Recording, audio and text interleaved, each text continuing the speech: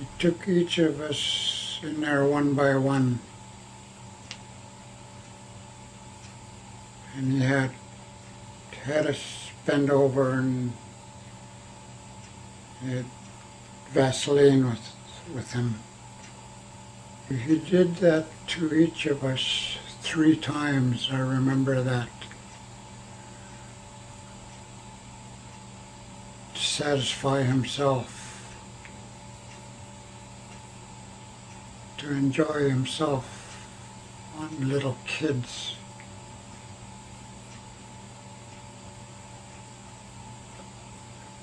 I forgot how old I was,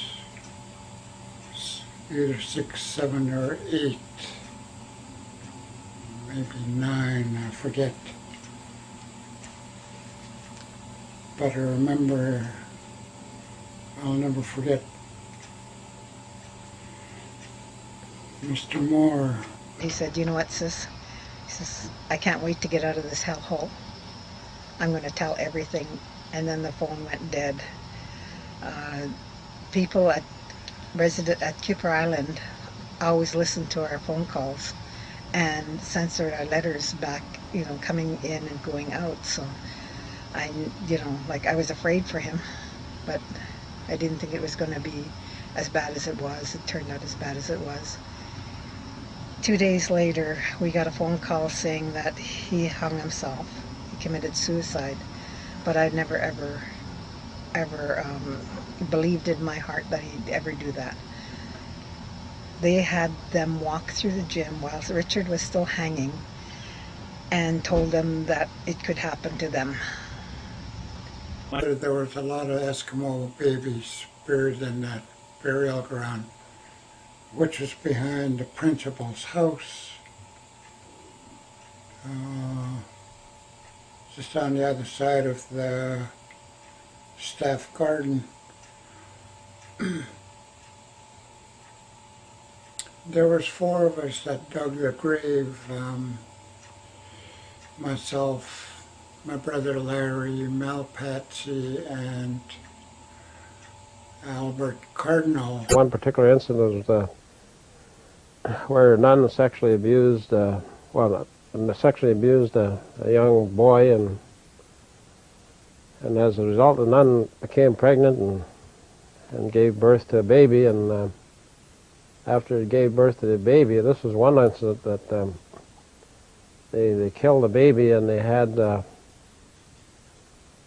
young fella dig a grave for the baby.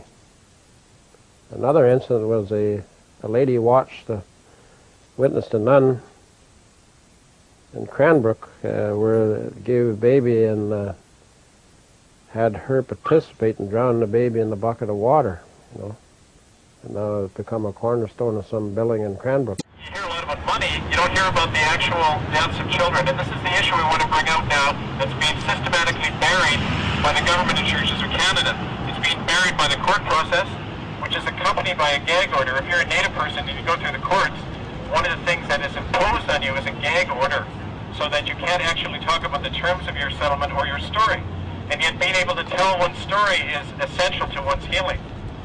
And to being able to turn the tables, if you like, of shame. It isn't Aboriginal people who should be carrying the shame anymore. It's we, the culture that did it, who have to start carrying that cross. Right on, right on. So one of the ways we can do that is simply by telling the truth and forcing the truth out of institutions like this one. They have to come out from behind their lawyers and their money and their power. We've lost thousands upon thousands of children through suicide, not natural death, suicide. We find them every day of the week. We find them down in the city of Vancouver. The city of Vancouver is just a small part of what goes on across Canada and the United States, because we have a lot of our First Nations people dying on the streets of Seattle. Because before the Europeans landed, our people traveled back and forth, and so they had relatives down there. And so we had, like in Vancouver, for instance, you have between 45 to 60,000 Native people living in the city of Vancouver. And you're probably finding pretty close to 90% of them are dying on the streets, of drug abuse. Not alcohol, drug abuse. How do I know that? Because I sit on the board down there with the Native Liaison Society that's attached to the Vancouver City Police. And I asked the question one time, how many of our people die on the streets of Vancouver? I said, whatever you read in the paper, you can multiply that by 10 times. And I think the year before last, you had 365 deaths, so you could figure that out. And that's a direct impact of residential school. A friend of ours, Sylvia Yellowhorse from Alberta, she died because of alcohol poisoning.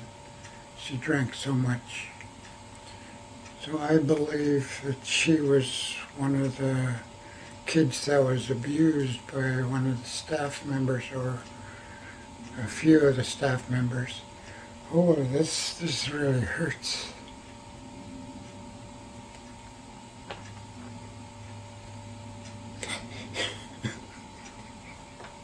Look what you've done to the First Nation people. You have killed their kids.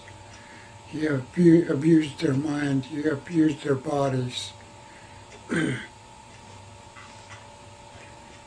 Physically and spiritually, you have abused us. Not only the land, you have raped the land. You have polluted the land.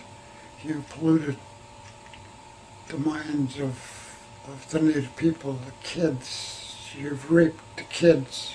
You killed the kids. You look at Indigenous people and say, well, why would we despoil our river? Why would we grab more land than we need? Why would there be poor people in our midst and rich people? That doesn't make any sense. I mean, no society can survive living like that, and yet it's the virtue in our society to operate like that. So we're crazy. I mean, we have become completely insane. And it comes out of that, that terrible alliance that happened when you had this notion that a religion called Christendom was superior to all others and had to conquer the world, combined with the vested interest of a merchant class that wanted to conquer the world for its own profit, armed with this religion.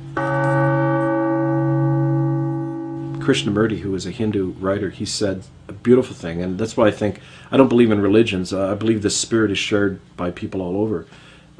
But he said, God hides himself in the most broken ones among us, and God hides himself in the most broken parts of ourselves. Hidden in there, but present, like a little seed. And I'd say that our worst experiences are a way to reveal that, and for us to find a new meaning and strength in our life. Because when you lose everything for the right reason, for a just cause, or for people who can't fight for themselves, when you stand with them and lose everything, you gain everything. You lose the false things in your life that we're so wedded to. The only thing the church did to me, was say, I'm sorry, wrote a letter of apology. Some bitch thinks writing on paper and saying verbally to me, saying I'm sorry, doesn't work. It makes me more angrier to think they can give me a few dollars and that'll make me forget. No, we're not all one happy family. There's this whole world, like every society for 5,000 years, has rests on the suffering and misery and exploitation of some group of people. And you're not going to find God up in a church somewhere. You're going to find God down there in the garbage heap with those people. That, to me, is a message of Christ. So why don't we get that, Kevin?